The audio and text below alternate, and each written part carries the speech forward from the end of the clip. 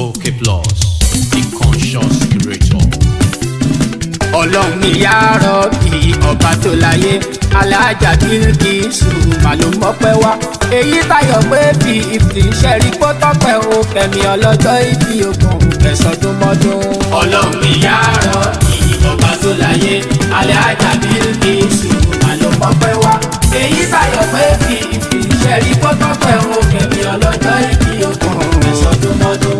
Àpòfẹ́mi lẹ́kítọ́rà mo tún gbórin dé orin tó dùn tó ní mọ̀ àtòyé nínú bọ́n ṣe ń gbóhùn lẹ́kítọ́rà làwọn ayé ń fọ́ wọ́n lógo lálẹ́ wá ìdí kò máa ní kú ẹ̀yin olólùfẹ́ mi o ẹ ṣé mo dúpẹ́ tẹ́tẹ́ fi hàn sí mi o máa mórí mi wú ẹ̀yin náà ò ní relẹ̀ kájọ láṣepẹ́ ó ti yá mo fẹ́ travel Mr. Lecturer wọ́n retí mi ní UK nítorí wípé Alhaja Bilkisu màtílé lọ́dún. Eba Alhaja Bilkisu màtílé lọ́dún ọlọ́jọ́ iye Eyitayo ẹ̀ máa pẹ́ láyé. Ọlọ́run ìyá rọ́bì ọba tó láyé Alhaja Bilkisu mà ló mọ́pẹ́ wá. Eyitayo pé 50 ṣẹ́rí gbọ́tọ́pẹ́ o kẹ̀mí ọlọ́jọ́ ìbí ogun kẹsàndínmọ́dún.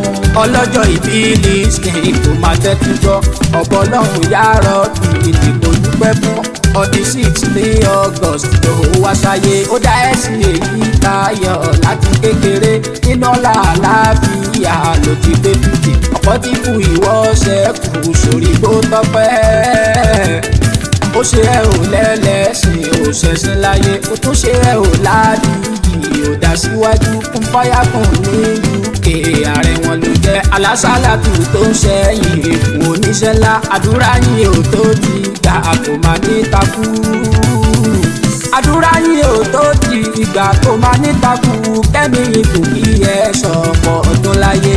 Ọlọ́run ìyá rọ́bì ọba tó láyé Alhaja Bilkisu mà ló mọ́pẹ́ wá. Eyitayo pé 50 ṣẹ́rí gbọ́tọ́pẹ́ o kẹ̀mí ọlọ́jọ́ ìbí ogun kẹsàndínmọ́dún.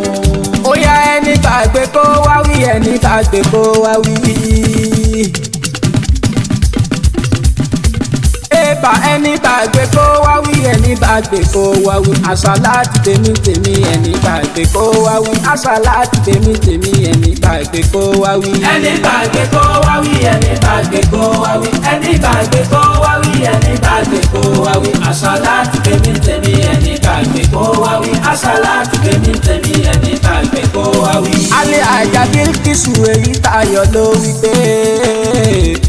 Alhaja Bilkisu Eyitayo ló wí pé ẹni gbàgbé kó wá wí ẹni gbàgbé kó wá wí ìsìlámù tèmi tèmi ẹni gbàgbé kó wá wí àsàlátù tèmi tèmi ẹni gbàgbé kó wá wí. Ẹni gbàgbé kó wá wí ẹni gbàgbé kó wá wí ẹni gbàgbé kó wá wí ẹni gbàgbé kó wá wí àsàlátù tèmi tèmi ẹni gbàgbé kó wá wí àsàlátù tèmi tèmi ẹni gbàgbé kó wá wí.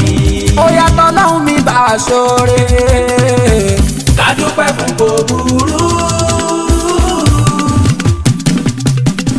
Àkòfẹ́ tọ́lọ́hún ní bá a ṣoore. Kádúpẹ́ fún kò burú. Ìsìlámù ìdùn gan, àsàlátù ìgbè ní fúnfàyà fún oníbàjẹ́. Ẹ ṣàmì o. Ọlọ́jọ́ ìbí ó ní ìmọ̀ pẹ́ wá. Alhaja Bilkisu Eyitayo. Màmá Àjàó Adam yìí ń dúpẹ́ màmá yìí kẹfàtìyà yìí ń mújó màmá Ṣàbísù fẹ́ẹ́dà ní gangan àwọn ọmọ tó bí òní sẹ́kù adé orí ẹ̀nà òní ṣíbọ̀ ọlọ́jọ́ ìbí mo fẹ́ fi ẹ́ délé ọmọ ọba Gbọ́ládé Eyitayo ẹ̀yin lòdì lórúkọ bẹ́ẹ̀ mo bẹ́ rírì lókun Eyitayo. Ìjẹ̀ṣà òṣèré ọlọ́jọ́ ìbí Bilkisu ẹ̀yin lọ́ máa jí fowó ẹ̀mí èyí tí ó rí di ṣáná olóbì wọ́wọ́ ti rí wọ́ Eyitayo èyí tó fẹ́ ní àwọ̀ sàpò ẹni ní èyí tí ó fẹ́ràn ẹni àwọ̀ sínú ìgò máa ní ẹranko búburú àbí ìpanu Ìjẹ̀ṣà Bẹ̀mí aláyà ló lè gbélé ńlá oríkì yẹn ti tó Bilkisu orí ẹ̀ má dánwò jù o àlè ajájú mi ni ayáde ẹ̀ mọ̀ mà ní òun ló ní kàkì ẹ̀ fún tọjọ́ ìbí kẹ́mi yín ṣe púpọ̀ o mẹ́ni àkìrì